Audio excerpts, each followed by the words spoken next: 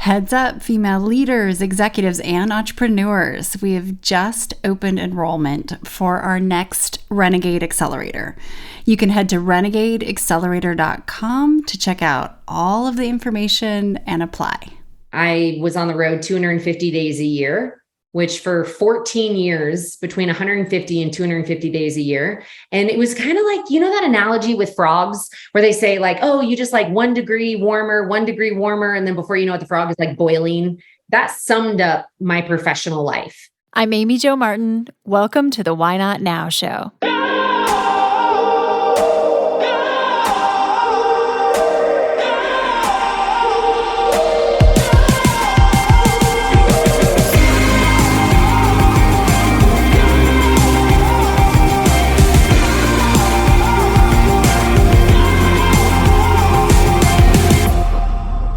You know that thing you've been thinking about doing? Yeah, that one. Why not now? Have you ever actually taken the time to ask yourself, what's stopping me? Let's talk it through. This is your chance to give that idea the attention it deserves and take action. Each episode, I have a chat with a fascinating person, from entrepreneurs to athletes, celebrities, my parents, rocket scientists, and all walks of life. We talk through a critical time when they've asked themselves, why not now? We dissect that day or even that moment, step by step.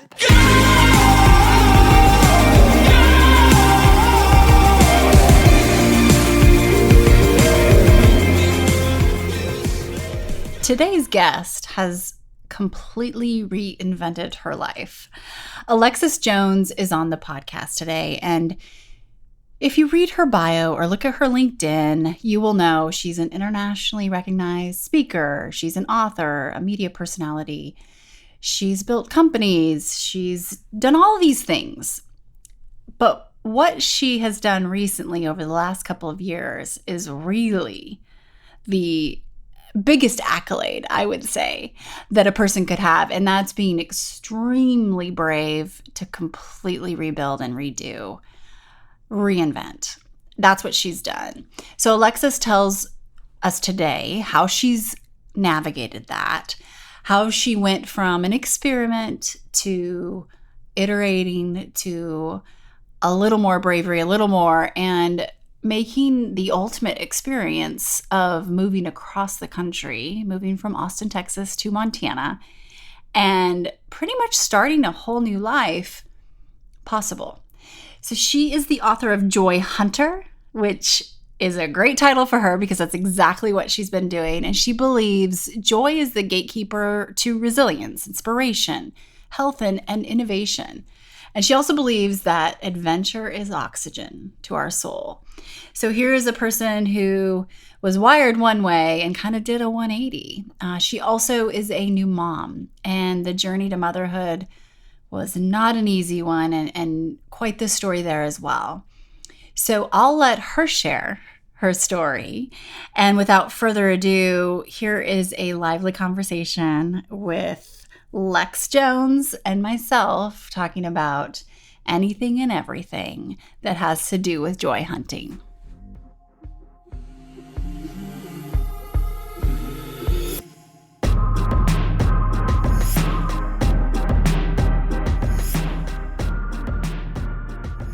Alexis, welcome to the Why Not Now show. I am so excited to finally connect with you. And in the spirit of Why Not Now, can you tell me about a time when you had a big decision to make and you had to ask yourself, why not now?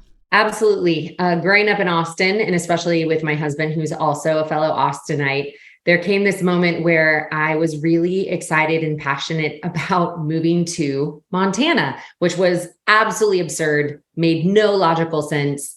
We had done this RV trip and I'd kind of fallen in love with the mountains.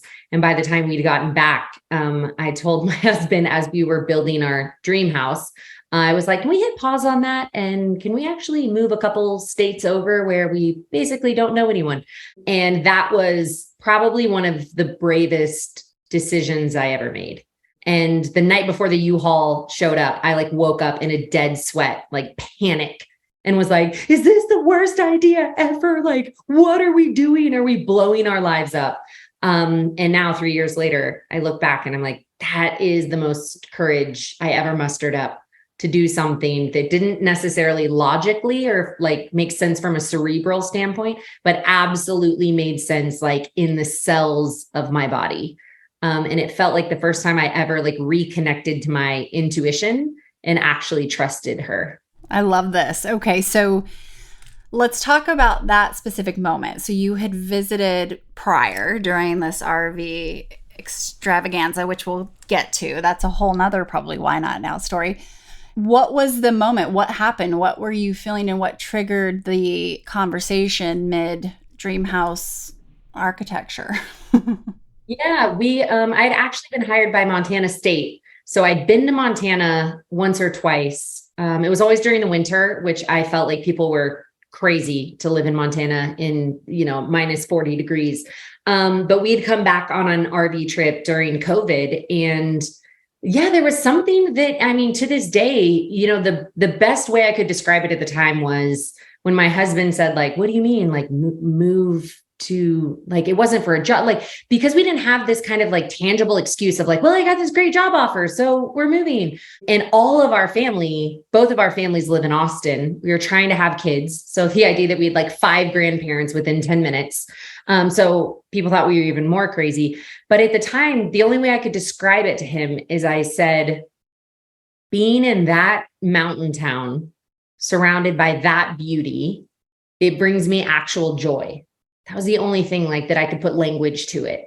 And being someone who was so career oriented and so logical and was always kind of like life was a chess game to me. And I always felt like I was like 10 moves ahead at all times.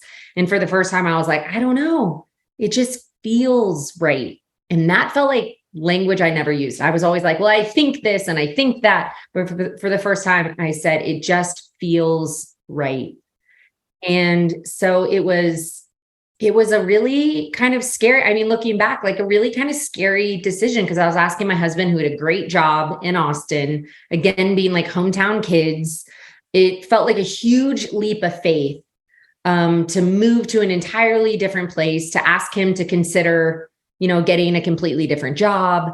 But yeah, for the first time, I think that it was just like, I don't know, I just like, there's this like hint or whisper, like something internal that was making decisions for the first time in my life, when I feel like all my decision-making had always come from a very external standpoint.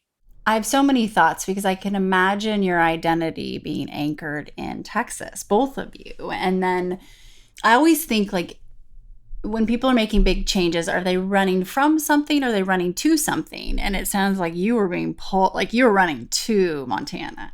And as small town girl from Wyoming, spent a lot of time in Montana, and that's just my area of the US. I get it. I totally get it. But with that being said, after arriving and making that step, did you uncover other potential reasons like, oh, I didn't realize this was also kind of fueling me? Or you know how hindsight is 2020, but you get there and you're like, oh, well, here are the answers I didn't have.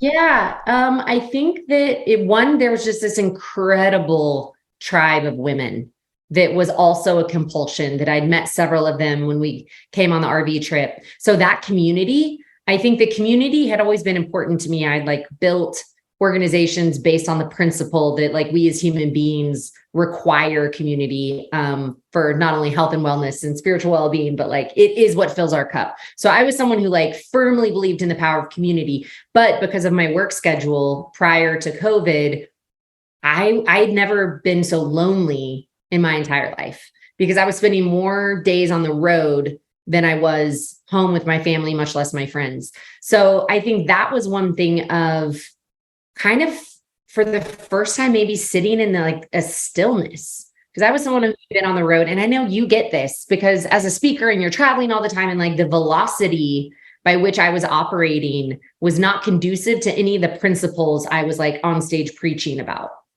So there was definitely kind of this fraudulency of like, I'm out here in the world talking about how important it is to have community and health and wellness. And I wasn't practicing any of those things in my own life. And so our therapist at the time, she made an incredible, like this one-liner that just like ricocheted inside of my body. And she said, you can't heal in the same place you got sick. And I think for Brad and me both, growing up in Austin, growing up in Westlake, growing up in a bit of a fishbowl, and then marrying each other. So then there was like another layer of pressure and expectation that all of a sudden we came to Bozeman, Montana, and it felt like we were getting to like start over in a way that we could be whoever we wanted to be. And we weren't attached to like maybe the expectations others and especially we had placed on ourselves. And so I don't even think again, at the time, that I could articulate what exactly it was about Bozeman, other than I was like, the mountains, this is 4 seasons, like the spectacular majesty of beauty that consistently put me in a state of awe. And I think that was a feeling that maybe I was longing for. That was one component. The other component was this incredible community that I didn't even know I was like hungry for. And then the other piece I think was it was a different frequency. It was a smaller town. It was a slower pace. And I think that like my spirit was like existentially exhausted at that point.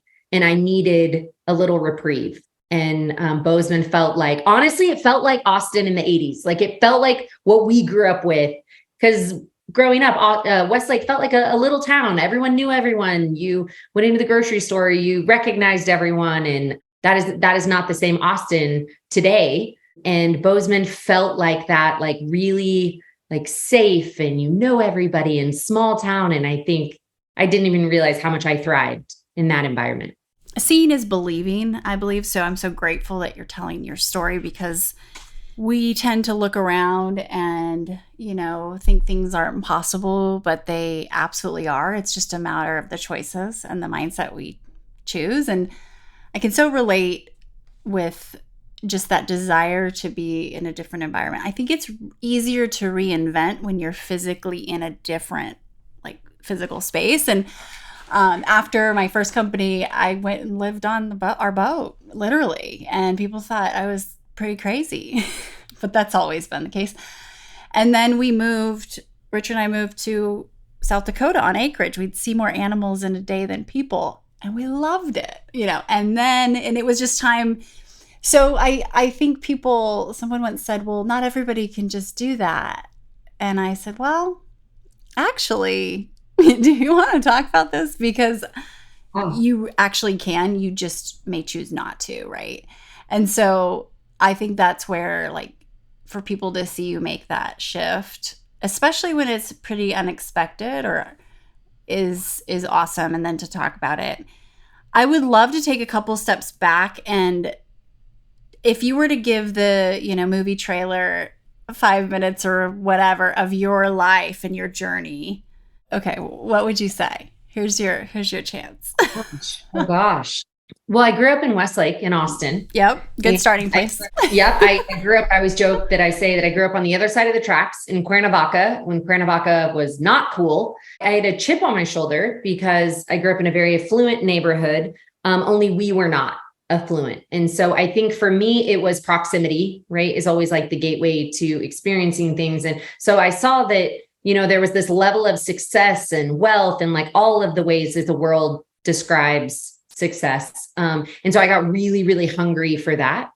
And so I did my undergrad and master's at USC, started a company right out of grad school, and was just kind of on this like uphill trajectory of chasing all the things that the world says matters and like checking all the boxes.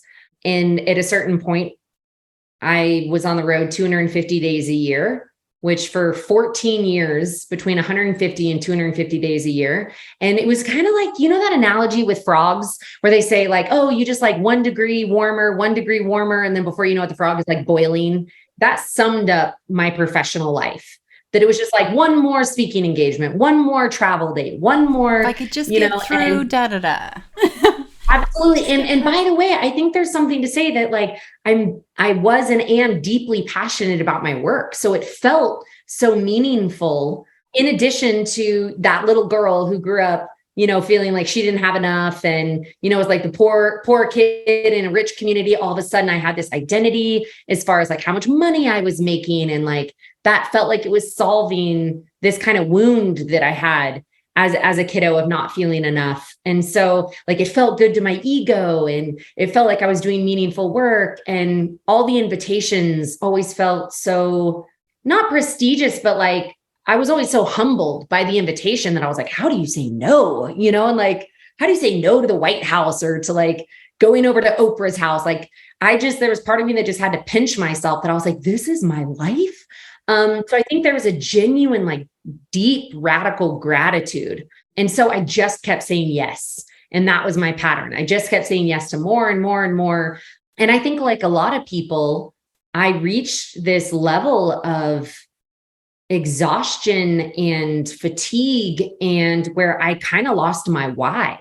Like I didn't know why I was doing it anymore. And I felt robotic in it. And I was so good at kind of presenting this like curated facade, especially on social media, that everyone was like, oh my God, #blessed. Like you live this amazing life. And so that like chasm between my real life and the life that was being presented to the world was getting bigger and bigger and bigger, because the reality was like kind of behind the velvet curtain. I was having like severe back and neck pain that we couldn't figure out. I wasn't sleeping well. I was overworked. Like all of these things were taking like a major toll on my physical body, certainly on my relationships, on my relationship with my husband, who I barely saw.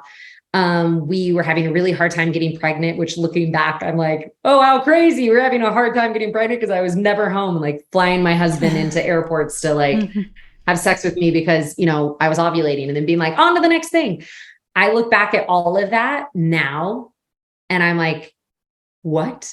Like, how was I ever functioning in that environment? And so, it was kind of like I get to the top of the summit and I pretty much like nosedived off when we finally got pregnant and we lost the baby and COVID hit. So, I had 150 events on the calendar for 2020. Every single event was canceled, which also meant that my entire income went to zero and I went on unemployment.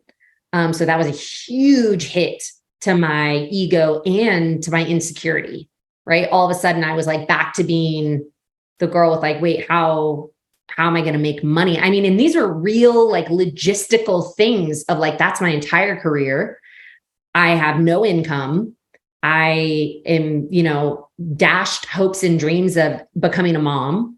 And then I also found out my dad wasn't my biological father on ancestry.com. So it was just kind of like, and I like how I just casually slide that one in. But it was just kind of like, for people listening, it's like when every single thing that could possibly go wrong in your life all goes wrong all at the same time. That was like the official invitation for me to do the real work that I'd probably been avoiding my whole life, of like the deeply internal, unseen work around feeling like I was enough as a human being, just for breathing, just for existing. And I'd been someone who had, propped myself up on this very performance-based love. Like if I do enough things and I'm shiny enough and impressive enough and I'm extraordinary, like then I will be loved and seen. And so that was kind of the intro into everything falling apart. That's the gist. Well, and I want to let's keep going, because I think having had a similar experience, it doesn't just shift and then it is a daily practice, right? So I want to hear some of the reality of the maintenance of this life too. But so then you did, so during COVID, you went on this adventure, right? And what was the spark of that in terms of, do you remember that moment? I remember the moment where I said to my husband, I've got an idea. And he's like, oh gosh, here it comes. And he knows what's happening. And what if we get an RV and we did and we ended up doing it, not the same exact, but was there a moment where, okay, we're looking online for an RV? Yeah. Yeah. I think for me, it almost felt like an eject button. I was like, I just need to get out of this life. So what does that look like? And at the same time, our best friend was also going through a big heartbreak for his own reasons. And he casually threw out, like, let's just go. Like, I have, a job opportunity, some consulting, like I need to go to Montana. What if we do a road trip out to Montana? It was early COVID. So it was like shelter in place. We didn't even know if we could cross over like one state line, much less like 7 state lines. But at the time, it just felt like, get me the hell out of here. Like anywhere is better than here. I definitely don't think I realized at the time that I was like going to go on this like life-changing RV trip that I would like write a book about. And it would be the beginning of like all of my life's healing, and like, definitely not. I was just like, get me the hell out of Texas right now. So that was the initial trip. And then of all the different places that we went to, when we pit stopped in Bozeman, Montana, that was where I was like, oh, this feels like home. Like, and again, in a way that was really hard to articulate, much less justify. But before we even got the RV back to Texas, I had already convinced Brad and our best friend, Nick, who I refer to as Luke in the book. But I had convinced both of them, and you get this. It was June. It was already 100 degrees in Texas. It was an easy sell to be like, hey, what if we it's COVID anyway, like we're all working from home. What if we go to Montana and I rent us an Airbnb for 1 month, for like the month of June? And they were like, okay, yeah, sounds good. And then 1 month turned into 11 months. And every month we just kept saying yes. We just kept saying one more month. And I think that's important, because for me, to your point, I don't think it's just like, oh, and then I made a decision to blow up my life and move to Montana. Like the transition was actually about 2 years of like every month having to renegotiate with my husband, who after 11 months, he like kind of cracked a joke. He was like, did you move to Montana? Is that an option in marriage? And so every month it was like a renegotiation of like, I still want to be here. I still want to be here. I still want to be here. And meanwhile, Brad is working 2 weeks on, 2 weeks off. So he's kind of accommodating what felt like maybe at the time, like a third life crisis for his wife. He was like, I don't know, she just loves Montana. So, I'm trying to make it work. And then we actually ended up, after 11 months, renting a house for a year.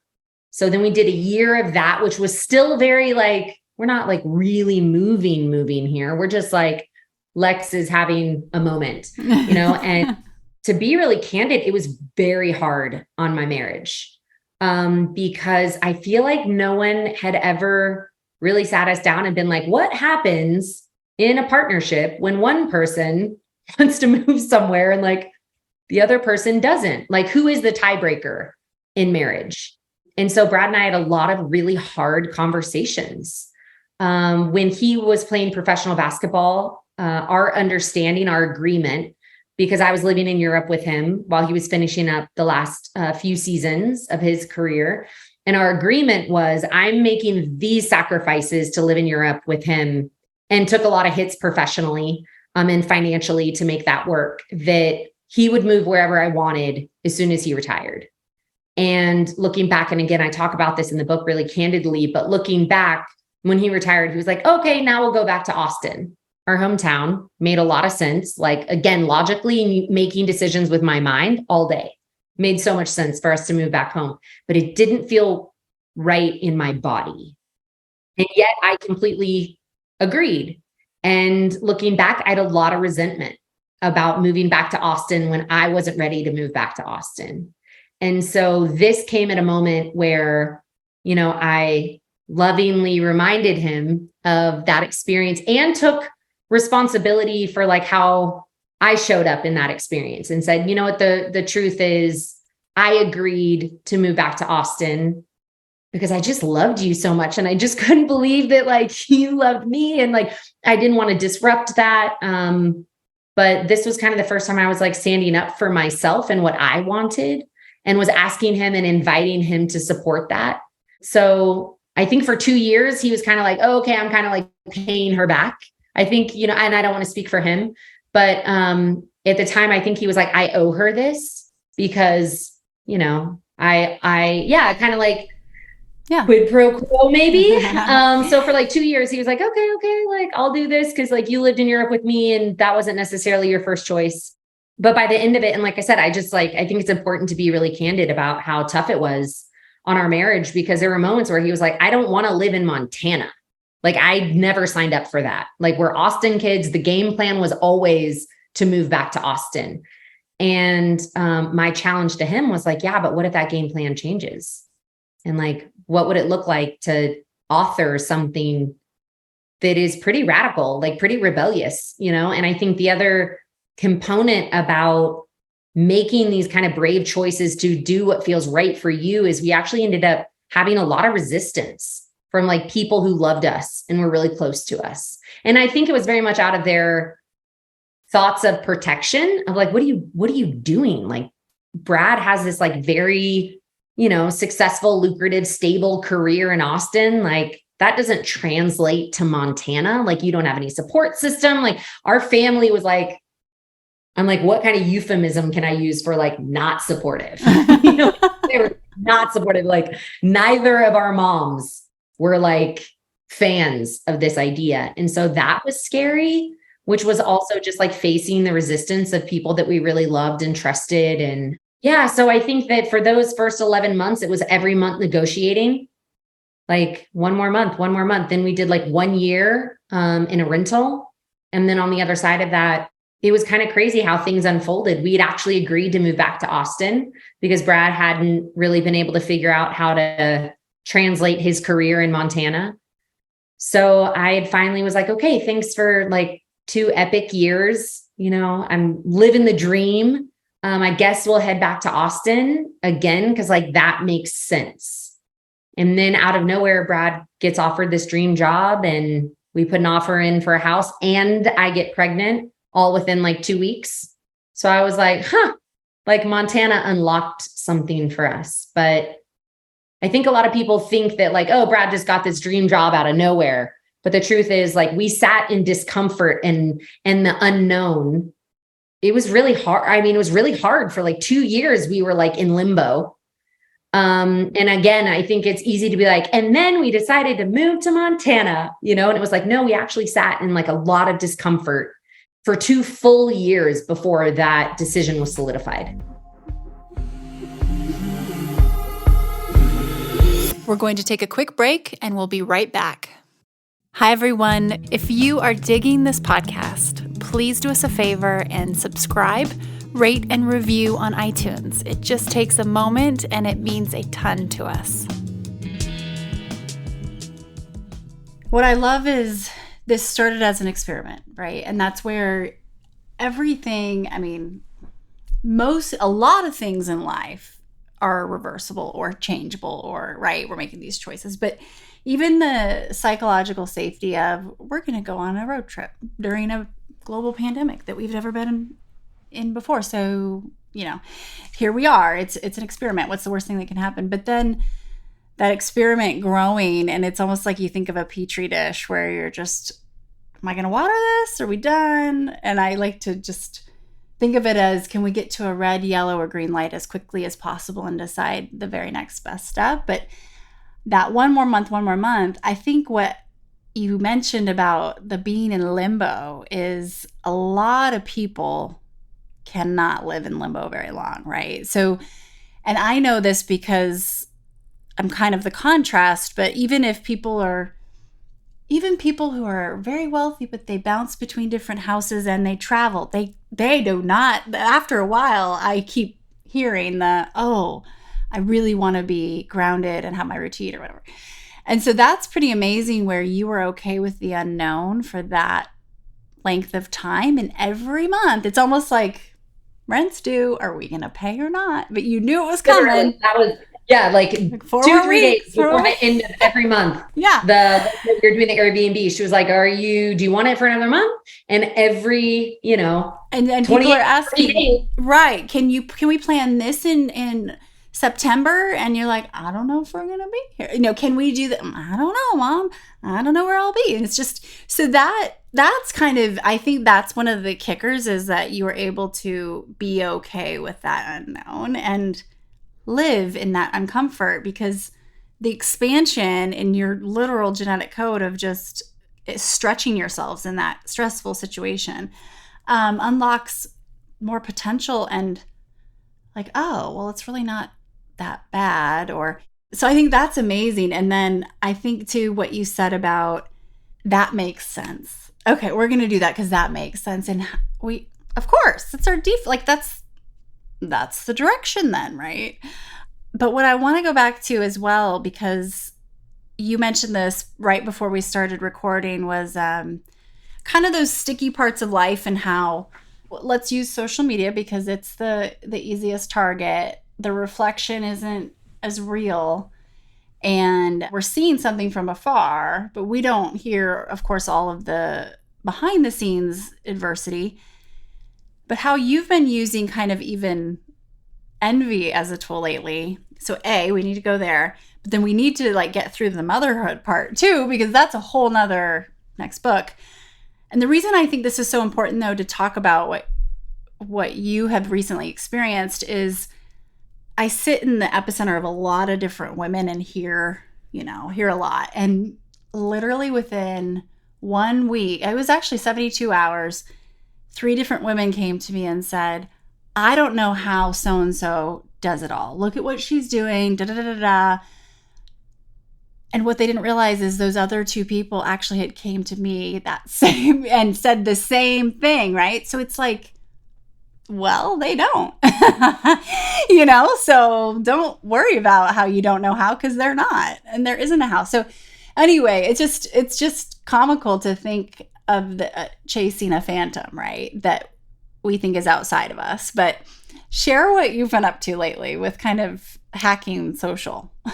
Yeah, there was this incredible podcast, and the author being interviewed had written the book 7 Deadly Sins. And it was specifically for women, about how we kind of internalize and end up performing in these different ways. And she was using the context of these 7 deadly sins, one particular, envy. And in it, she was describing like envy can actually be a really productive tool if, instead of just basking in envy, realizing that anything that we envy in someone else is really identifying an unmet need in ourselves. And if we're vulnerable enough to really acknowledge that, and instead of kind of shoving down these like emotions that we think like aren't pleasant, that envy and jealousy and anger and all the things that we as women are like, you're not supposed to be any of that, like be sweet, and anyway, so I was just kind of like practicing. I'm one of those people who's like immediately want to apply things to my and a quick start can be a false start. It's like, let's go now. Yeah, it's like, oh, exactly. Next time. Yeah. Exactly. I get really excited, when someone's like, here's a new mantra. And I'm like, I'm going to write it down and say it 15 times a day. So I can get really energetic about that kind of stuff. But it dawned on me that being a new mom and always like being up in the middle of the night while I'm pumping and wanting some kind of distraction, that I would scroll on social media. And there was this one woman in particular who is single, who doesn't have any kids, who is like a banging Victoria's Secret body, who like every time you go to her page, it just looks like she's having so much fun, and she's like in exotic places. And she's a friend of mine. And so I ended up like very vulnerably texting her, of course, at like 3:00 in the morning. And I was like, forgive the late night text. And I shared that I just listened to this podcast, that I realized that like her page is where I would go. And like, historically, I would feel really envious of her life, of her freedom, of all the things that I felt like were missing in my like new mom life. And I said, and what I realized was, rather than simply envy from afar and allow that to make me feel bad about myself and my life, that I actually wanted to thank her for inspiring me, because what I realized was there's a handful of unmet needs that I had, and that these were the action items that I was going to take because I wanted to use her as fuel to inspire me, and not simply as, envy to like take away from my life. And so I said, I'm going to prioritize, getting back into the gym, and I'm prioritizing, doing more fun in my, like, specifically chasing more fun in my life and all these things. Needless to say, it was kind of one of those where I think because I'm sleep deprived, which is basically like, I feel like I'm operating in daily life, basically drunk with no inhibition these days as a sleep deprived mother. But I kind of just like hit send before I let myself think too much about it. Cause I was like, if I think too much about it, I won't send it because it feels deeply vulnerable to like share this with someone. And sure enough, I go back to sleep. I wake up the next day and I have this long text from her that is saying basically the exact same thing mirrored back to me of like, I can't believe that you're sharing this. This is so brave. This is so inspiring, when the truth is, yes, I'm like party a lot and having a good time and all these things, but really like I'm looking at your Instagram being like what I would give to like have a partner, what I would give to like be a mother. Like it was just one of these, like she mirrored with the same vulnerability and was basically saying like, all these things, like I want all these things too. And like, what a reminder to all of us that when we are engaging with social media, we're basically comparing our insides to everyone else's outsides. And what a reminder of like the power of sisterhood. Like I felt so deeply seen by her. She felt so deeply seen by me. We were like, let's figure out a time, like come to Montana. Like I want to spend more time with you. And it was just a really beautiful moment again of just like reframing, especially among women, this very natural paradigm of scarcity with women where we are programmed to be threatened by each other and to be jealous of each other. When I think we can reframe that in a way that's like incredibly productive and actually like creates more intimacy and vulnerability for us. So yeah, that was just like one tiny anecdote, but I'm definitely conscious of that when I'm like posting pictures of Montana and I'm like, it's so amazing. Like this, we're living like the Yellowstone dream. And then I'm like, oh, and by the way, like I, bit my husband's head off this morning because we got no sleep last night. And, so trying to balance the curated highlight reel of social media with sprinkled in reality, because I think it can be a little dangerous how we present our lives to the world, knowing that people are looking at them and comparing them, to the realities of just real life in general. It is so true. And it's such a monologue, right? Not a dialogue. When we operate that way. And I love this envy. It's like envy equal value exchange. Like you're guiding each other, right? Like, oh, same. So we could be envy mentors to each other, right? Like, I love that. Way to flip that. And I think of a neighbor I have. She's taking time off out of her career to stay home more and spend more time with the kids during the day and so on and so forth. And there are times we go on walks where we're both just envious of each other's lives, and it's a good, healthy, like refreshing feeling of like, I can say that out loud. And, at moments, and I love my life, but it's just a relief to be able to connect at that level. Like, no, this is real. This is true. As we were hopping on, and we're almost at 300 episodes here. Like something was going on with the audio and I'm overprogrammed between meetings today with a little glitch, which isn't typically necessarily the case anymore. So I thought I kind of had that fixed per se. That's laughable. But you could probably see the healthy tension between my husband and I of like, oh, I thought this was set up and ready. And oh, yeah. And so we were going through that and probably not the most kind. But as you find yourself like kind of in a probably different operating system, when you default or slip back into old methods, how do you get yourself, like what are some of your techniques to get back to alignment? Yeah, great question. And certainly I feel like any parents listening understand like the fog that my husband and I are in, because our son is like 4.5 months old. And it's just such an unbelievable like reckoning in your life as far as turning it upside down and new normals everywhere. And Brad and I recently, we really pride ourselves on like trying to communicate kindly to each other. And when we aren't, being able to kind of take a deep breath and be like, whoa, kind of what's going on? And we are like the first to say what huge fans we are of therapy. We both go like individually and together. And like, we started going before we ever got married. And what we realized was about 3 months in, it was just like kind of this like vicious back and forth. And I was like, wow, this is not how we typically communicate with each other. Like, what is going on? And the first thing I said was like, we need more tools. Like I think that's what this means, right? Like, we have more stress in our life. Of course, we've added a tiny human that requires an immense amount of attention and time and effort, and energy. I was launching a book. Brad is in the height of his sales season out here. So it was just kind of like everything was kind of elevated and all at the same time. And I just said, I think we need more tools. And we actually ended up hiring this parenting coach. And I love it because Brad, as an ex-pro athlete, it was such an easy sell to get him to do therapy because, you say coaching and he's like, I'm in. Like, he was just like, are you kidding? As a pro athlete, you have like 15 different coaches for all different things. Feedback loop. Give me more. I want to get better. Exactly. You're so coachable. Like, great coach and like nutritionist and, all these different things. So it was a really easy sell of like, if we want an 11 marriage, and not all the time, but if that's what we're aspiring to, he was like, of course, we're going to hire a coach to make us like better, faster, stronger. And the same thing when we hired this parenting coach, is I was like, listen, man, we're in like an entirely new world. And within 2 sessions, the parenting coach, it was really fascinating. She said, and at the time it felt kind of weird because we were doing it on Zoom, but she was like, here's the deal. Like, we need to rebuild that level of like empathy, and trust and intimacy. Because, with a new baby, you're both so distracted and there's so much more distance between us because just like where our focus was. And she said, I'm going to, step off camera, but I'm going to actually record for 30 seconds. The timer will go off.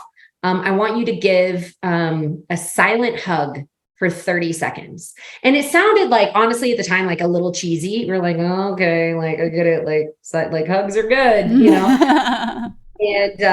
And sure enough, she like steps off camera, sets the timer. Brad leans over, kind of like awkwardly, like hugs me. And 30 seconds actually feels a lot longer than it sounds. And before you know it, like the first 10 seconds, it's kind of like obligatory. And the next 10 seconds, you're like, oh God, this feels like nice. And by like the last 10 seconds, you're like, oh, I miss you. Oh, like yeah. I miss us. Yeah. And I think there's a very real like grieving period of like the version of us that existed before our son doesn't exist anymore. And she comes back on camera and she asks us like, how did that feel? And immediately like our entire energy towards each other was really different. And our tone of voice was different. And she said, here's the deal. And she gave some science to it of like what this does to our nervous system, what this does to like reconnect us, what like all these things. I'm a big fan of like inspiration met with like science and data. And she said, here's the deal. I want one or both of you to initiate 3 30-second silent hugs a day. Which like, who doesn't have like a minute and a half? Right. A day. However, that sounds like a lot. Yeah, like, right. To find 3 times, 3 windows. No, that's isn't that a level set though? That's not a long time. Not a long time. And it's like, when you're in the closet, when you're in the, like kitchen doing things. And what I noticed, and here's the deal, like we also weren't perfect about it. Like we didn't do like 3 times a day, but even like once or twice a day where one of us would be like, hey, come here. And again, it was like, it felt kind of like cheesy. I'd be like, hey, come here. Like, let's do our 30-second hug. And we kind of giggle about it. But every time it was the same thing. It was like the first 10 seconds felt obligatory. The second 10 seconds was kind of like, oh God, this feels really nice. The last 10 seconds, we could feel our bodies relaxing into each other. And so I'm a big fan of, again, like inspiration met with like, give me tangible things, give me something like actual takeaways that I can like incorporate into my life. And I would say like the 30-second silent hug of like reconnecting has been like monumental shifts. And one of the things that she said was make the small things big things right now. So make that tiny 30-second hug, even if you're doing it once a day, make that the big things, like the things that matter the most. And what I found is that, on the other side of us being in kind of a really highly, like you said, like almost for us, it was like palpable tension in our house. And we didn't snap our fingers and all of a sudden it's like rainbows and sunshine and unicorns over here, but I will say like, that was something that like really reset us every day. So like when we were in the height of frustration, and she even said like in the height of that frustration, that's the real challenge, is like when both of you are really at each other, can one of you be like, hey, take a deep breath. Can we do a 30-second hug? And we can get right back into what we're talking about. But like, let's just connect in this, and it's unbelievable how much like deep breath, hugging each other, and then like pulling away and being like, where were we? Okay. And again, it's like the science behind like how it reframes your nervous system and all these things. But I think that was like one thing that I'm really realizing is what's kind of referred to as like the sacred pause of like, because we get so wrapped up in life and like urgency and like you said, being overprogrammed, like, gosh, does that resonate with me when you're like one meeting to the next, to the next, to the next. And for me, I just always felt like I was behind. I always felt like I was late to everything, and being able to take a sacred pause to not simply react, but to like intentionally respond to something.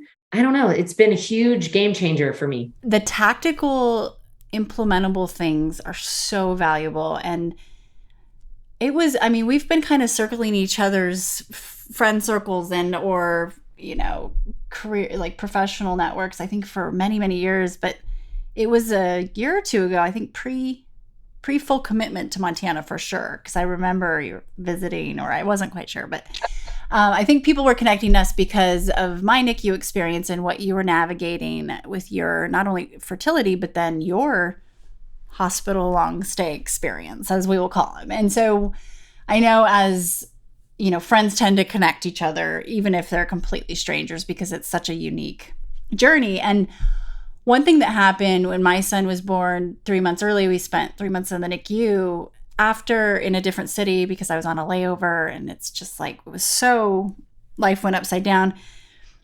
Richard and I were walking home from the NICU. We got a little apartment across the street one night, and we were at that similar spot, like, hey, like, we have to find a strategy here because this isn't going to work. Like, we need to conserve energy, people, places, things, what can go. And then we made this rule up called the 20-second rule.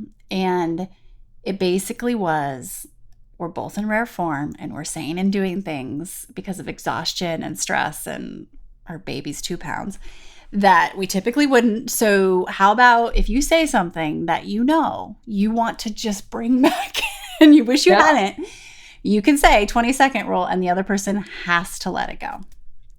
And so to this day, as he was leaving because of this audio, like little debacle, I texted, I was like, 20-second rule.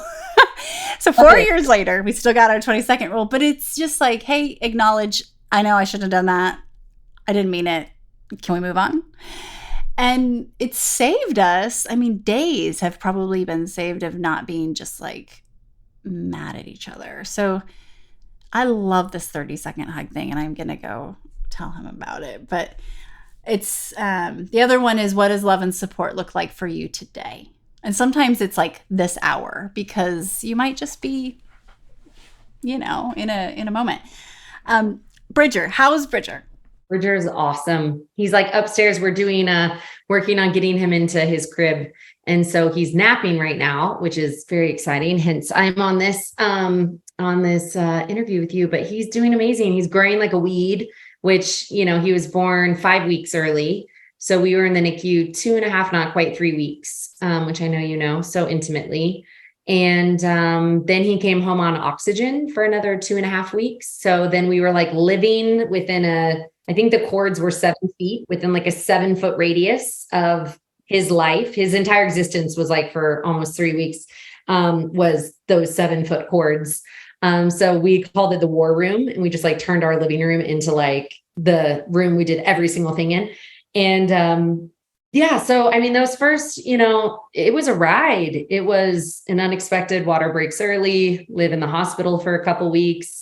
Son's in the NICU for a couple weeks, comes on oxygen. And I remember like when we finally, like all the cords were like gone, and we were like, we went from a landline baby to a Wi-Fi baby. Yeah. And we were like, what? We can just like pick them up and like walk them into different rooms. And, it was just like, I don't know. I think that because our fertility journey was so long and so hard and so heartbreaking, and I'm like such a hopeless optimist. So I'm always like, what's the silver lining? And I think in learning how to exist, not comfortably, but just learning how to be in the unknown for so long, as you know, with like a long fertility journey, I think that ended up becoming like a superpower for me, that I could sit in a space where I didn't know when, I didn't know how, I didn't know how long. And I think it's part of what equipped me to then be in that 2-year journey of like making Montana home, was that I was so used to like being years of like, we don't know when, we don't know how, we don't know, and I think the whole challenge of what I refer to as his grand entrance into the world, a big splash, brought yet another amazing lesson of just being right here, right now. And that being the only moment that exists. And now I look at him and, I'm walking on the street with my little like baby Bjorn, and people have no idea how hard the journey was. And he's just this like happy, healthy, babbling, non-sleeping through the night baby. Now we have like unoriginal complaints of like being deprived. But he's doing awesome. And I think it's only made it, every baby is a miracle. And that, especially on the other side of any kind of infertility journey, what miracles they are. And I think it has only made like our experience with him that much sweeter, because we're like, man, and I'm like, how much money we spent with like IVF and egg donor and all things. I'm like, bro, you are paying for college. Yeah. That was we are not paying for your college. You're getting a scholarship. We paid for you. Yeah, he's awesome. Oh, that is so cool. And what an awesome story and journey. And this thing, and having written a book, you had a baby, then I look at books as it's like two babies. First you write it and you get that thing across the line and you send it, which is a big deal. That's like having a baby. But then you go promote it, right? So it's like you are having multiple babies here at the same time. And I remember seeing on social, I'm like, she's in the hospital right now I know exactly kind of what's going on there, and that's a lot.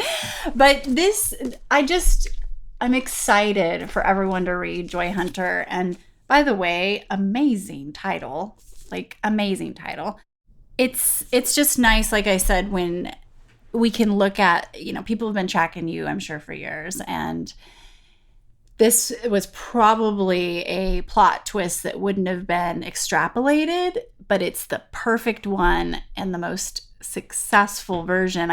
We need more stories of, now I'm like, maybe it's time to go back to South Dakota or Wyoming.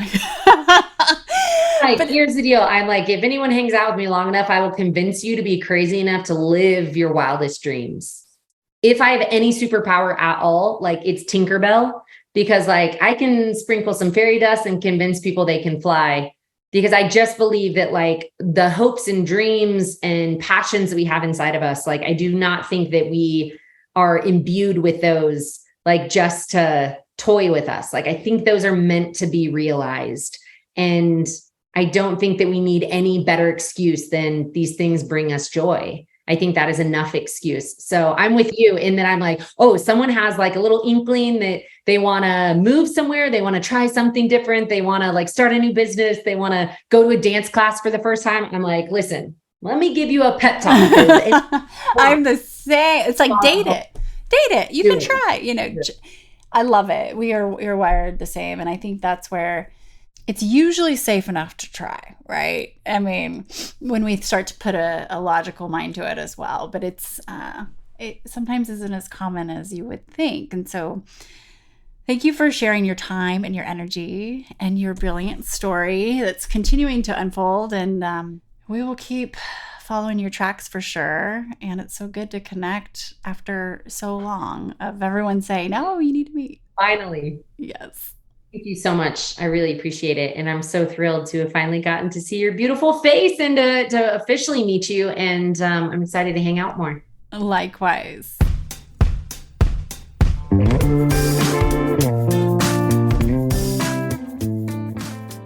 Hey everyone, thanks for listening to the show. Hit me up on social media to let me know what you think. I'm at Amy Jo Martin on Twitter, Facebook, Instagram, and LinkedIn. And I want to hear your Why Not Now moments so I can share them on the show. Just send me a note to whynotnow@amyjomartin.com. For show notes and other offers, you can visit amyjomartin.com/whynotnow.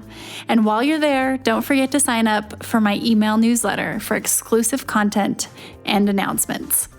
A big thanks to Rock Salt Music for all of the tunes by the talented John Coggins.